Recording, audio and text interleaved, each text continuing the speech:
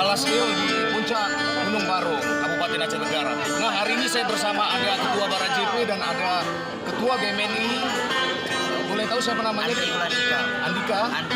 Andri, ya baik. Nah, di sini ada Bangda saya, Putri Simalingga, dan ada Sekretaris Bara JP Kabupaten Aceh Tenggara. Nah, saya langsung saja deh ya, berhubung Anda juga mungkin waktunya sangat sedikit ya. Nah, sebelumnya saya ucapkan selamat atas hari ulang tahun yang 67 tahun ya Bang ya. Baik. Anda selaku Ketua GMNI Aceh Tenggara, apa harapan Anda untuk GMNI ke depannya?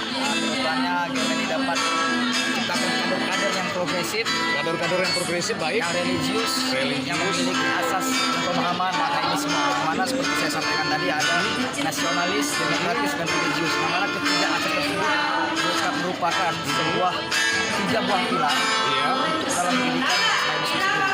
Jadi kaum marhainis, kami sendiri sebagai pejuang terhadap hak-hak kaum proletar atau kaum marhain mengharapkan kader-kader mampu menjadi sesuatu yang lebih baik agar perubahan perekonomian bagi masyarakat proletar. Khususnya Kabupaten Aceh Tenggara ini ya Ketua ya. Baik, terima kasih.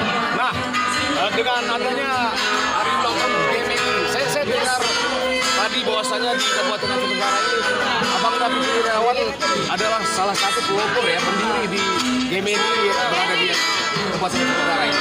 Bagaimana harapan Anda untuk anak muda saat ini, Bang?